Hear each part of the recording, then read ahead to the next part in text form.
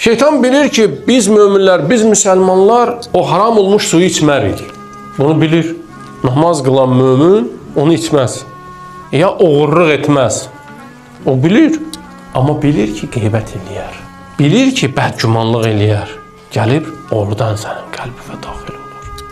Gərək qapı bağlayasan.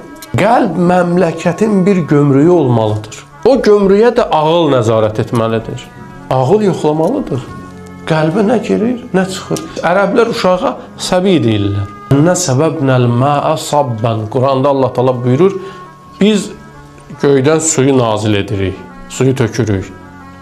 Suyu yuxarıdan belə tökəndə aşağıya ona sabban deyirlər. Uşağa niyə səbi deyirlər? Uşaq bir şey görür, görsən ağzından su axır. Nə görür? İstəyir. Uşağı apar dükana, onu istəyər. Bunu uşaqdır da, buna təbii də baxmalıyıq. Amma indi sən böyüyübsən, fiziki baxımdan inkişaf edibsən, amma əqlin, şuurun, qəlbin inkişaf eləməyib. Həm uşaq kimisən, nə görürsən, ağzından su axır. Bu nə olaydı, bu olaydı, bu filan şey olaydı, bəhmən olaydı. Bu qəlbə görürsünüz necə hər şey girir. Nə görür həyatda? Tez qəlbinə girir. Bu cür sadəlöv insanların qəlbinə hər cür adam da girə bilir.